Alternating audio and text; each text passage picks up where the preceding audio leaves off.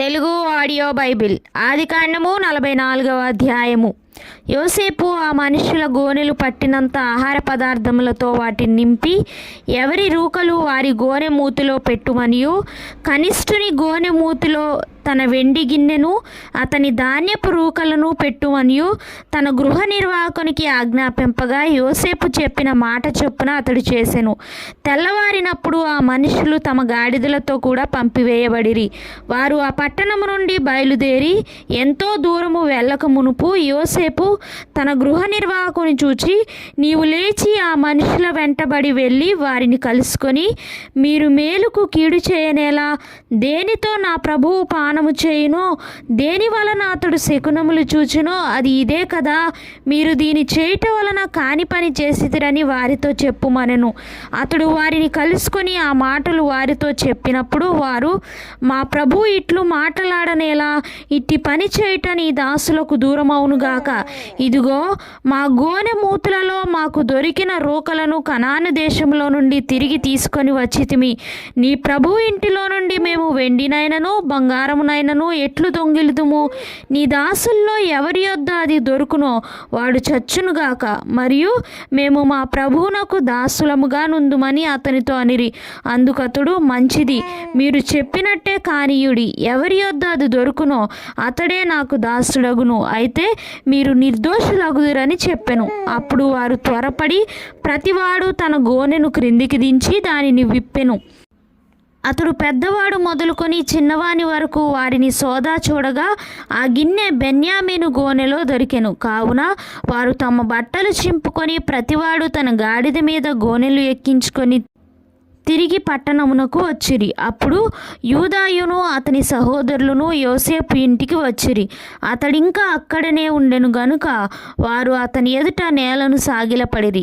అప్పుడు యోసేపు, మీరు చేసిన ఈ పని ఏమిటి? నా వంటి మనుషుడు శకునము చూచి తెలుసుకొనని మీకు తెలియదా అని వారితో అనగా, యూదా ఇట్లనెను, ఏలిన వారితో ఏమి చెప్పగలము? ఏమందుము? మేము నిర్దోషులమని ఎట్లు కనపరచగలము? దేవుడే నీ దాసుల నేరము కనుగొనెను. ఇదిగో మేమును ఎవని యొద్ద ఆ గిన్నె దొరికెనో వాడును ఏలిన వారికి దాసులమగుదుమనెను. అందుకతడు, అట్లు చేయుట నాకు దూరమవునుగాక. ఎవని చేతిలో ఆ గిన్నె దొరికెనో వాడే నాకు దాసుడుగా నుండును. మీరు మీ తండ్రి యొద్దకు సమాధానముగా వెళ్ళుడని చెప్పగా, యూదా అతని సమీపించి, ఏలినవాడా, ఒక మనవి, ఒక మాట ఏలిన వారితో తమ దాసుని చెప్పుకొననిమ్ము.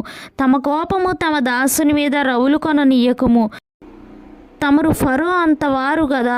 ఏలినవాడు మీకు తండ్రి అయినను సహోదరుడైనను ఉన్నాడా అని తమ దాసులను అడిగెను. అందుకు మేము, మాకు ముసలివాడైన తండ్రియు అతని ముసలితనమున పుట్టిన ఒక చిన్నవాడును ఉన్నారు. వాని సహోదరుడు చనిపోయెను. వాని తల్లికి వాడొక్కడే మిగిలి ఉన్నాడు. వాని తండ్రి వాణ్ణి ప్రేమించున్నాడని చెప్పితిమి. అప్పుడు తమరు, నేను అతని చూచుటకు అతన్ని నా ఎద్దుకు తీసుకొని రండని తమ దాసులతో చెప్పితిరి. అందుకు మేము, ఆ చిన్నవాడు తన తండ్రిని విడువలేడు. వాడు తన తండ్రిని విడిచిన ఎడల వాని తండ్రి చనిపోవునని ఏలిన వారితో చెప్పితిమి. అందుకు తమరు, మీ తమ్ముడు మీతో రాని ఎడల మీరు మరలా నా ముఖము చూడకూడదని తమ దాసులతో చెప్పితిరి. కాబట్టి నా తండ్రి అయిన తమ దాసుని యొద్దకు మేము వెళ్ళి ఏలిన వారి మాటలను అతనికి తెలియచేసితిమి.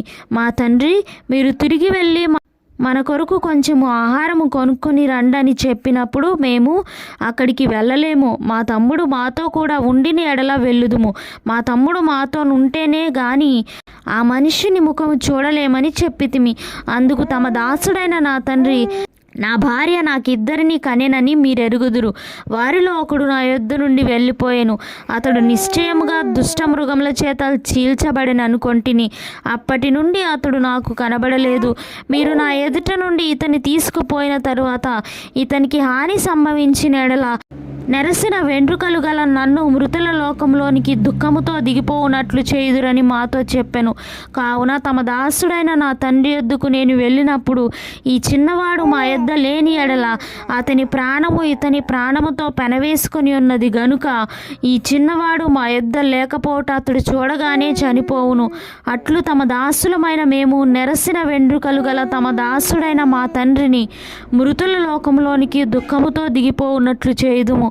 తమ దాసుడనైన నేను ఈ చిన్నవాని గూర్చి నా తండ్రికి పూటపడి నీ యొద్దకు నేను అతని తీసుకొని రాని ఎడల నా తండ్రి దృష్టి యందు ఆ నింద నా మీద ఎల్లప్పుడూ ఉండునని చెప్పి తిని.